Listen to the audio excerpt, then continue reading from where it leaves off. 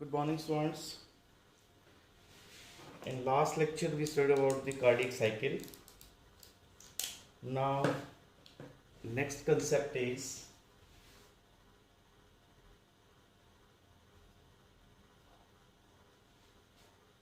vascular connective tissue. Next बेटा हमने पढ़ना है vascular connective tissue. तो हमारी बॉडी में जो ये फ्लूइड यानी वेस्कुलर कनेक्टिव टिश्यू है ये दो तरह का है बेटा. First blood and second is lymph. तो ये वो कनेक्टिव टिश्यू जिसमें मैट्रिक्स जो होता है वो लिक्विड होता है, क्योंकि कनेक्टिव टिश्यू के अंदर यानी लिक्विड फ्लूइड मैट्रिक्स के साथ ये है बेटा फ्लूइड कनेक्टिव टिश्यू या फिर वेस्कुलर कनेक्टिव टिश्यू. इस टिश्यू में फाइबर्स नहीं होते, फाइबर फ्री है, ये याद रखिएगा. जब हम कनेक्टिव टिश्यू के बारे में पढ़ेंगे तो आप देखेंगे कि इसकी आइडेंटिफिकेशन कनेक्टिव टिश्यू की ये होती है कि इसमें एक मैट्रिक्स है यानी बैकग्राउंड जिसमें ये सेल्स है, सेकेंड सेल्स और थर्ड इज द फाइबर. तो इस केस में जो मैट्रिक्स है वो फ्लूइड है बट फाइबर्स नहीं है. तो अब बेटा फर्स्ट है ब्लड. ब्लड टाइप है फ्लूइड कनेक्टिव टिश्यू की. ब्लड के ऑब्जेक्टिव्स हमने इस चैप्टर के शुरू में पढ़ लिए थे. क्या फंक्शंस हैं ब्लड के, कि ये ट्रांसपोर्ट करता है गैसेस को, फूड को, टेम्परेचर रेगुलेट करता है, वेस्ट मटेरियल को ट्रांसपोर्ट करता है. तो इसकी स्टडी को कहते हैं बेटा haematology. Study of blood is haematology. जो ब्लड है ये कहाँ बनता है? बोन मैरो में बनता है बेटा. 5 इयर्स की एज तक तो ब्लड बनता है लीवर में और आफ्टर दिस ये बनता है बेटा ब्लड मैरो में. ब्लड बनता है बोन मैरो में. यस बेटे. इसका कलर रेड है. इसकी पीएच 7.4 है बेटे. और इसका वेट बॉडी वेट के अकॉर्डिंग अगर हम कंपेयर करें तो 7 to 8% ऑफ बॉडी वेट जो है वो ब्लड का वेट है. 8% आपकी बॉडी का ब्लड का वेट है. कितना वॉल्यूम कितना है इसका? वॉल्यूम बेटा मेल में 5 to 6 लीटर और फीमेल में 4 to 5. 5 to 6 लीटर्स तो है बेटे मेल में और 4 to 5 लीटर्स होता है बेटे फीमेल में. ब्लड में जो सेल्स हैं इनकी एक खास बात है कि जो ब्लड सेल्स होती हैं उनके पास पावर ऑफ डिवीजन नहीं होती. ब्लड सेल्स के पास नो पावर ऑफ डिवीजन. ये सेल्स डिवाइड नहीं कर सकती हैं. और फाइबर्स अभी मैंने आपको बताया जैसे इसके अंदर अब्सेंट होते हैं. अब ब्लड को हम दो पार्ट में डिवाइड करते हैं. ब्लड अगर आप एक टेस्ट ट्यूब में डालते हैं तो इसमें लिक्विड पार्ट और सेल्स का पार्ट डिफरेंट पार्ट्स आते हैं बेटा ब्लड के. तो हम इसको दो पार्ट में डिवाइड करते हैं. जो लिक्विड पार्ट आता है that is known as plasma. और जो सेल्स हैं, जो सेलुलर पार्ट है, सॉलिड पार्ट, वो ब्लड कॉर्पस्कल्स का है, ब्लड सेल्स का है. तो प्लाज्मा पार्ट जो होता है उसका वॉल्यूम है बेटा 55% और ब्लड सेल्स का है 45%. प्लाज्मा 55 और इसमें आरबीसी, डब्ल्यूबीसी और प्लेटलेट्स होती हैं बेटा. ये पार्ट्स हैं. Now first part is the plasma. Plasma जो है, जो लिक्विड पार्ट है, जो मैट्रिक्स है ब्लड का, जिसका वॉल्यूम 55% है, प्लाज्मा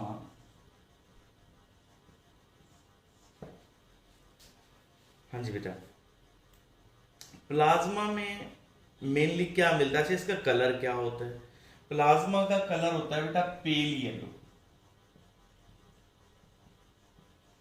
किसकी वजह से इसका कलर होता है बेटा एक पिगमेंट की वजह से, बिलीरुबिन की वजह से, जो यूरोबिलिनोजन कहते हैं, यहां पे हम उसको यूरोबिलिनोजन।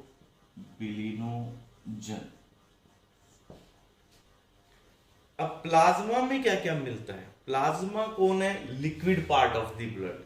इसका टोटल परसेंटेज कितना था ब्लड में? 55%। और इस प्लाज्मा में क्या मिलता है? प्लाज्मा जो भी मैंने आपको बताया, जैसे आप टेस्ट ट्यूब में ब्लड निकाल लेते हैं तो येलोविश, पेल येलोविश जो लिक्विड ऊपर आता है, और ये जैसे इसकी सेल्स हैं, तो इस प्लाज्मा के अंदर क्या क्या मिलता है? इस प्लाज्मा में बेटा 90 to 92% तो पानी है। मेन पार्ट जो इसका है वो वाटर है। इसमें जो सॉलिड पार्ट मिलता है वो प्लाज्मा में 8 to 10% है। 8 to 10% इसका सॉलिड पार्ट है, जिसमें ऑर्गेनिक और इनऑर्गेनिक पार्ट्स आते हैं। इसमें जो प्लाज्मा के अंदर जो सॉलिड पार्ट है उसमें मेन आते हैं बेटा प्रोटीन्स। प्रोटीन्स जो हैं जो प्लाज्मा में मिलते हैं, प्रोटीन 6 to 7%। इसमें 70 टाइप्स के प्रोटीन मेनली मिलते हैं हमें प्लाज्मा में, 70 टाइप्स के। इनमें कुछ मेन प्रोटीन्स हैं जैसे एल्ब्यूमिन, ग्लोब्यूलिन,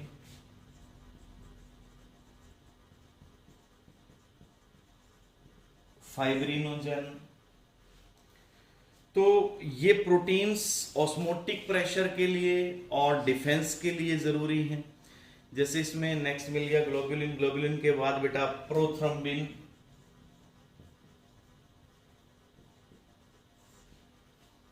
और फाइब्रिनोजन।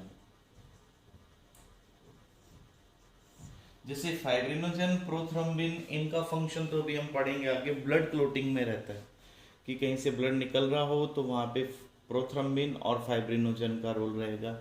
एल्ब्यूमिन और ग्लोब्यूलिन, ये इम्यूनोग्लोब्यूलिन्स एंटीबॉडी बनाने में काम आएगा। और एल्ब्यूमिन जो है ये मेनली ऑस्मोटिक प्रेशर जो रहता है ब्लड का, वो इस प्रोटीन की वजह से रहते हैं। अब इसके बाद है ब्लड सेल्स। ब्लड सेल्स में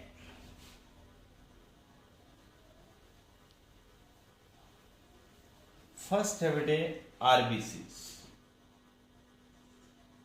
ब्लड सेल्स में फर्स्ट हम पढ़ रहे हैं रेड ब्लड सेल्स। आरबीसीज जो मैमल्स की आरबीसी होती है वो बेटा बाइकनकेव, सर्कुलर और नॉन न्यूक्लिएटेड है।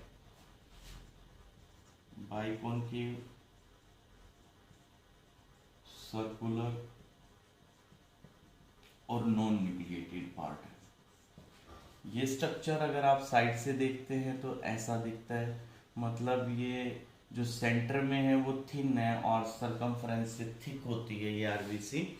इसमें न्यूक्लियस नहीं है, और वैसे ये सर्कुलर आरबीसी अपर साइड से आप देखते हैं तो ये तो मार्जिन से जब आप देख रहे हैं तो ऐसी दिख रही है, और अपर सरफेस से देखते हैं तो आपको ये सर्कुलर नजर आती है बेटा। जब आरबीसीज बनती हैं initially, at that time nucleus present रहता है बेटा। इनिशियली जब ये बनती हैं उस टाइम न्यूक्लियस प्रेजेंट है, and it get degenerated during maturation.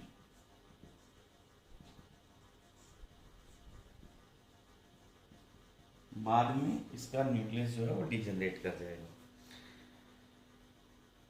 Biconcave surface होने से क्या फायदा है? इससे इसका सरफेस एरिया बढ़ता है, increases surface area of the RBC. अच्छा, आरबीसी इलास्टिक होती है बेटा, तो उससे वो कैपिलरीज के थ्रू इजिली स्क्वीज आउट हो सकती है। और क्योंकि इसमें न्यूक्लियस नहीं है, मेम्ब्रेन बाउंड ऑर्गेनेल्स नहीं है, तो उससे क्या फायदा होगा कि इसके अंदर हीमोग्लोबिन ज्यादा आ सकता है। इसमें कितने मॉलिक्यूल होते हैं? 280 मिलियन मॉलिक्यूल्स हीमोग्लोबिन के मिलते हैं एक आरबीसी में। अब आरबीसी जैसे मैमल्स के अंदर मैंने आपको बताया बाइकॉनकेव है, सर्कुलर है, नॉन न्यूक्लिएटेड है। ये मैमल्स का कैरेक्टरिस्टिक्स है, बट एक्सेप्शन भी मिलती है हमें। एक्सेप्शन हमें मिलती है कैमल में और इल्मा में। इनमें क्या एक्सेप्शन है बेटा? इनमें एक्सेप्शन है कि बाइकन्वेक्स ओवल शेप्ड, बाइकन्वेक्स और ओवल शेप्ड आरबीसीज है।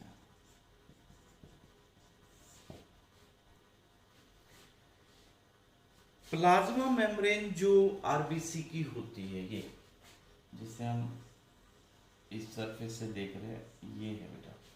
तो इसकी जो मेम्ब्रेन आरबीसीज की, उसको डोनन्स मेम्ब्रेन भी कहते हैं, Donnan's membrane. It is called Donnan's membrane क्योंकि ये हाईली परमिएबल है क्लोराइड आयन के लिए और बाइकार्बोनेट आयंस के लिए। क्लोराइड आयंस और बाइकार्बोनेट आयंस के लिए हाईली परमिएबल है and impermeable to sodium and potassium ions. It is impermeable to sodium and potassium ion. इसको कहते हैं डोनन्स फिनोमिना। ये जो परमिएबिलिटी है ना, इनके लिए क्लोराइड और बाइकार्बोनेट के लिए, और इम्परमिएबल है सोडियम और पोटेशियम के लिए, इस फिनोमिना को डोनन्स फिनोमिना बोलते हैं। हाँ जी बेटा, ओके। इनके पास आरबीसीज के पास मैंने बताया आपको मेम्ब्रेन बाउंड स्ट्रक्चर नहीं है, मतलब माइटोकॉन्ड्रिया नहीं है, एंडोप्लाज्मिक रेटिकुलम नहीं है, गोल्गी कॉम्प्लेक्स नहीं है। तो फिर इनके पास रेस्पिरेशन कैसा होगा? देखो बच्चे, आरबीसीज हैं हमारी सेल, हम कौन से ऑर्गेनिजम्स हैं? यूकैरियोटिक।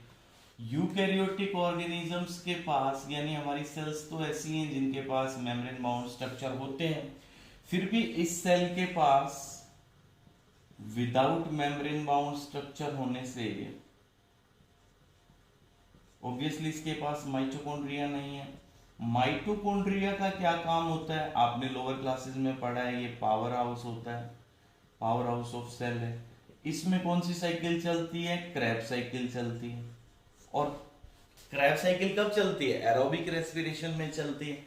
अब क्योंकि इसके पास माइटोकॉन्ड्रिया नहीं है, तो इसके पास ऑब्वियसली एरोबिक रेस्पिरेशन नहीं होता। आरबीसी के पास कौन सा रेस्पिरेशन है? फिर एनारोबिक रेस्पिरेशन है बेटा। ऑक्सीजन रिक्वायरमेंट नहीं है इस सेल में, आरबीसी में। ओके, तो इसके पास सिर्फ एनारोबिक रेस्पिरेशन है, तो क्रैब साइकिल तो चलेगी नहीं। तो कौन सी साइकिल चलती है? ग्लाइकोलिसिस चलती है बेटा। ये हम आगे एक यूनिट में पढ़ेंगे, रेस्पिरेशन आएगा फिर से, रेस्पिरेशन इन प्लांट सेल्स में। तो यहाँ पे आरबीसी में आपने याद रखना है ग्लाइकोलाइसिस का प्रोसेस चलता है और क्रैब साइकिल इनमें एब्सेंट रहती है आरबीसी में। आरबीसी के सरफेस पे, अब जैसे ये आरबीसी है, किस तरह का एंटीजन है उसके अकॉर्डिंग हमारा ब्लड ग्रुप डिटरमाइन होता है।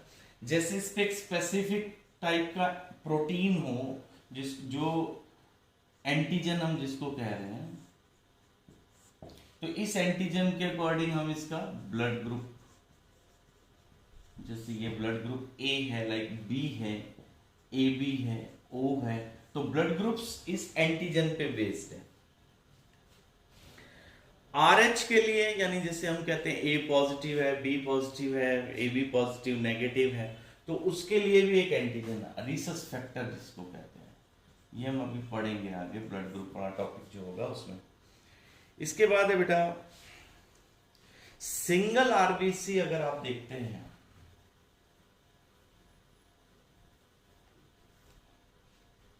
सिंगल आरबीसी आपको अपीयर होगी बेटा पेल येलो, और ग्रुप में हमें पता है कि ये कैसी दिखती है? रेड दिखती है, हीमोग्लोबिन। ओके, इसके बाद है बेटा मॉलिक्यूलर वेट हीमोग्लोबिन का कितना होगा? हीमोग्लोबिन जो पिगमेंट मिलता है, रेस्पिरेटरी पिगमेंट जो है आरबीसीज में, इनका मॉलिक्यूलर वेट होता है बेटा 67200 डाल्टन हीमोग्लोबिन का। देन है बेटा हीमोग्लोबिन, जो हमने रेस्पिरेशन वाले चैप्टर में पढ़ा ही था, heme plus globin, heme plus globin. इसमें हीम पार्ट कितना होता है 5%, आयरन पार्ट, और प्रोटीन पार्ट कितना होता है 95%।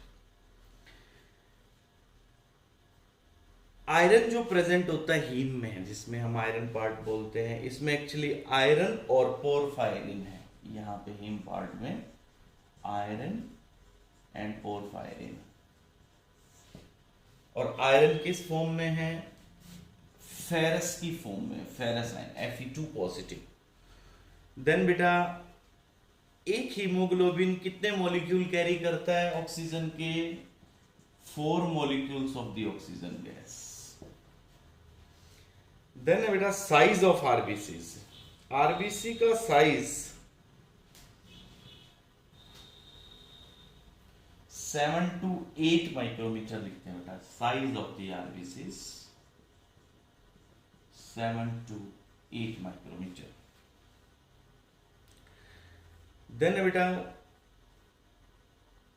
शेप ऑफ द आरबीसी, अभी मैंने आपको बताया था कि बाइकॉनकेव है हमारे पास आरबीसी, सर्कुलर है। एक डिजीज आती है sickle cell anaemia, genetic disorder है सिकल सेल अनीमिया। इसके अंदर जो आरबीसी है वो सिकल शेप हो जाती है ऐसी लो ऑक्सीजन में। तो सिकल सेल अनीमिया में आरबीसी कैसी होगी, सिकल शेप। तो फिर इससे क्या फर्क पड़ेगा, ये ना उसमें ब्लड कैपिलरीज के थ्रू पास नहीं हो सकती। तो जिस टारगेट ऑर्गन को ब्लड लेके जा रहे थे उसको ऑक्सीजन सप्लाई कम होगी और एनीमिक सिम्टम्स पेशेंट में आने लग जाएंगे। ओके बेटा, आरबीसी का लाइफ स्पैन कितना है, कितने टाइम तक जिंदा रहती है? आरबीसी का लाइफ स्पैन है बेटा 120 डेज, 120 डेज तक के लिए लिविंग रहती है। लाइफ स्पैन हम मैमल्स में 120 to 127 डेज मानते हैं हम, तो इसको एवरेज करके हम 120 वैसे नॉर्मली लिखते हैं। इसके बाद बेटा नंबर कितना होगा आरबीसी का, आरबीसी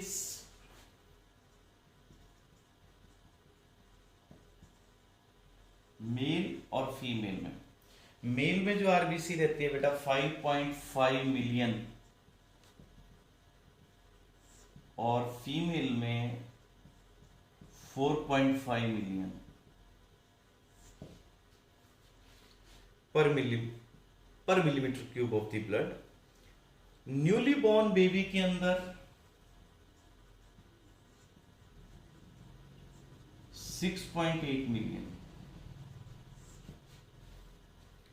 और रैबिट में बेटा 7 मिलियन, और फ्रॉग में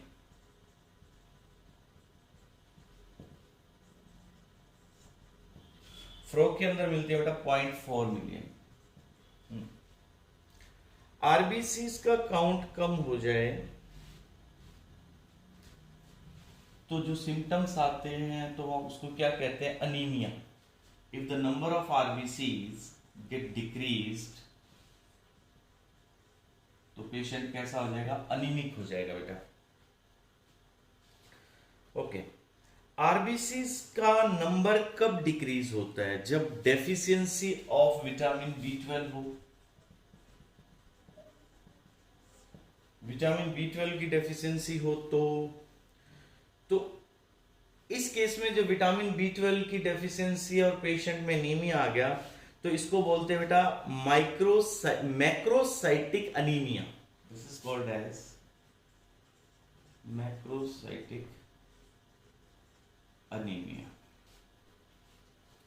And if the RBC count is low due to deficiency of iron in the diet, this is called as microcytic anemia. Macro means when vitamin B12 deficiency, और micro means due to Fe deficiency. हाँ जी। Then है बेटा अगर access loss of blood हो तब RBC कम हो जाए, access loss of blood हो तो उसको कहते हैं बेटा normocytic anaemia.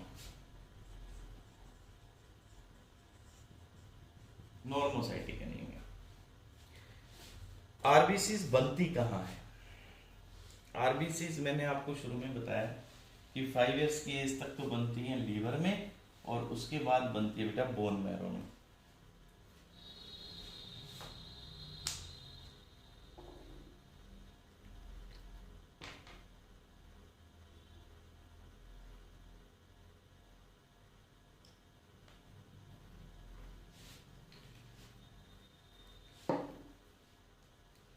Formation of RBC,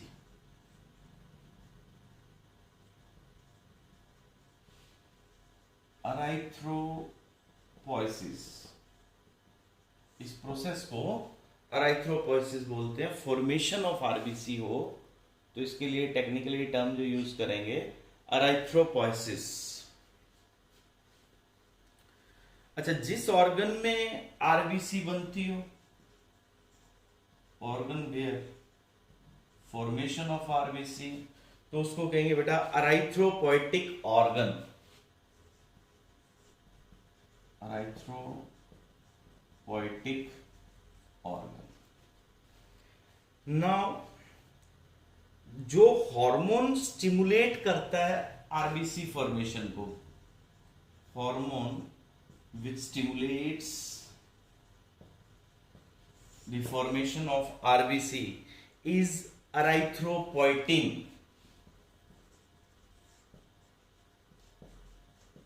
erythropoietin ये कहाँ बनता है बेटा? ये बनता है किडनी में, और थोड़ा बनता है लीवर सेल में। इन किडनीज और लीवर सेल ये स्टिमुलेट करता है। ओके, जो फर्स्ट आरबीसी बनती है हमारी, फर्स्ट आरबीसी वो बनती है बेटा यॉर्क सैक में।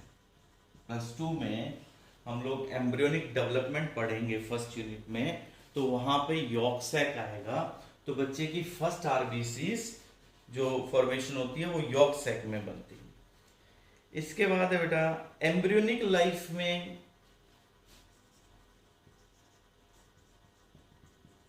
फर्स्ट आरबीसी तो यॉर्क सैक में बनी, बाद में लीवर में बनती है।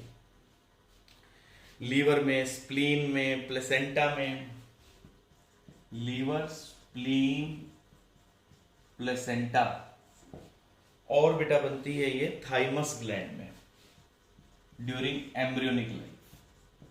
Thymus gland.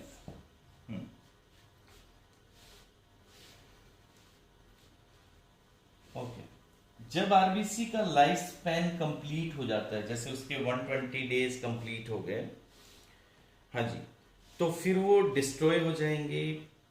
कहां पे डिस्ट्रॉय होती है? 120 डेज के बाद आरबीसी जो होती है स्प्लीन में डिस्ट्रॉय होती है। तो इसलिए स्प्लीन को ग्रेवयार्ड ऑफ द आरबीसी बोलते हैं। Graveyard of RBC. अच्छा, डेली कितनी आरबीसी जो है वो रिमूव होती हैं? फिर जो जिनकी 120 डेज लाइफ कंप्लीट होगी हो, तो approximately 1% of the RBCs 1% of the RBCs are destroyed daily. तो इसका मतलब इतनी ही नहीं बन जाती है बेटा पर डे। हाँ जी। और स्प्लीन जो होता है, स्प्लीन एक्सेस ब्लड सेल्स को स्टोर करवाता है। स्टोर एक्सेस ब्लड सेल्स, तो इसको ब्लड बैंक भी बोलते हैं बॉडी का। This is blood bank of the body, spleen. अब हमारी सेकेंड पार्ट आता है बेटा डब्ल्यूबीसीज। डब्ल्यूबीसीज जो कि सोल्जर्स हैं,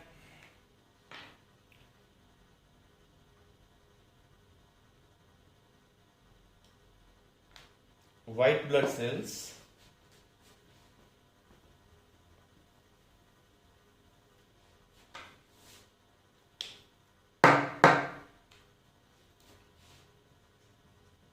ब्लड सेल्स बेटा,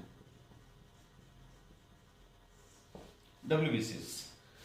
व्हाइट ब्लड सेल्स को, जिनको हम ल्यूकोसाइट्स भी बोलते हैं, leukocytes.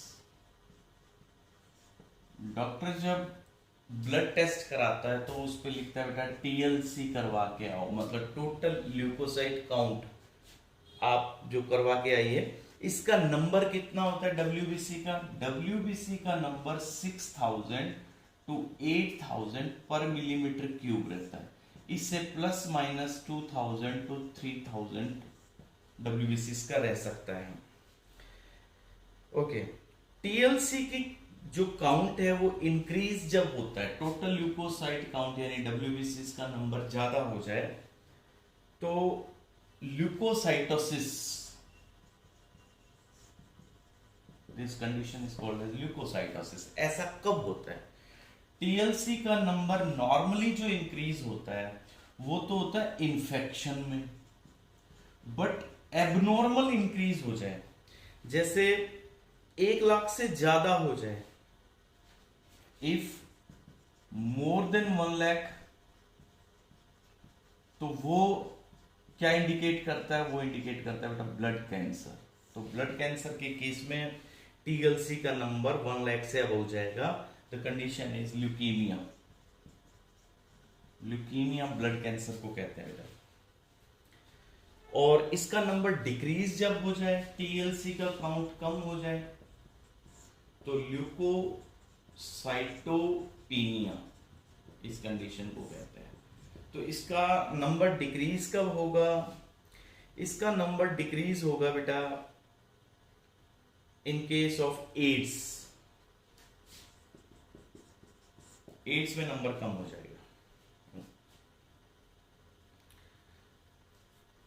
Then types of the WBCs, मैं फिर से रिपीट कर रहा हूं। WBC soldiers of the body, इनको ल्यूकोसाइट्स कहते हैं। टोटल ल्यूकोसाइट काउंट करवाते हैं जब हमने ब्लड टेस्ट करवाते हैं, तब डॉक्टर 6000 से 8000 पर मिलीमीटर क्यूब नॉर्मली रहता है, प्लस माइनस 2 to 3000 हो सकता है नॉर्मली बेटा। इनका नंबर कब इंक्रीज होता है? बैक्टीरियल वायरल इंफेक्शन के टाइम इंक्रीज होता है, बट अगर एबनॉर्मल अगर इंक्रीज कर गया तो इट मींस ल्यूकीमिया यानी ब्लड कैंसर है। TLC का काउंट कम कब होगा? एड्स के केस में कम हो जाएगा। पेशेंट को अगर एड्स है तो TLC काउंट कम आएगा बेटा। अब types of the WBCs। WBCs 2 तरह की होती है बेटा, एक होती है ग्रेनुलोसाइट्स, एक होती है एग्रेनुलोसाइट्स।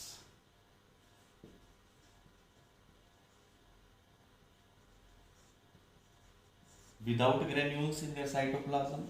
Second is granulocytes means granules are there in their cytoplasm. इस तरह से होता है। इनके ग्रेन्यूल्स नहीं होते ग्रेनुलोसाइट्स के। तो जो ग्रेनुलोसाइट्स हैं वो इनके ग्रेन्यूल्स हैं जिनको स्टेन कर सकते हैं एक स्पेसिफिक डाई के साथ, इधर एसिडिक डाई के साथ या बेसिक डाई के साथ या दोनों डाइस के साथ इसको स्टेन कर सकते हैं आप। इस केस में जो न्यूक्लियस होता है वो मल्टीलॉब्ड होता है ग्रेनुलोसाइट्स में। ओके, इनको पॉलीमॉर्फोन्यूक्लियर WBC भी बोलते हैं, पॉलीमॉर्फोन्यूक्लियर WBC, क्योंकि इनका मल्टीपल लॉब्ड न्यूक्लियस है। कहां बनती हैं ये बोन मैरो में बनती है बेटा। ये फर्दर 3 टाइप्स की हैं, ऑसिनोफिल्स,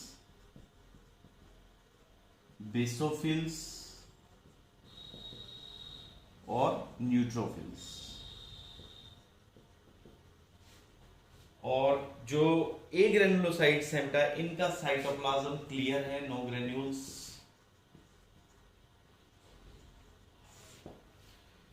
न्यूक्लियस लॉब्स में नहीं होता, no lobe nucleus, so that's why they are called as mononuclear WBCs. Mononuclear WBCs होती है बेटा। ये कहां बनती हैं? ये भी बोन मैरो में बनती हैं और ये 2 तरह की होती है बेटा। ये एक तो होती है बेटा मोनोसाइट्स और एक होती है बेटा लिम्फोसाइट्स, मोनोसाइट्स और लिम्फोसाइट्स एक ग्रेन्युलोसाइट्स। ठीक है बेटा, thank you, have a nice day.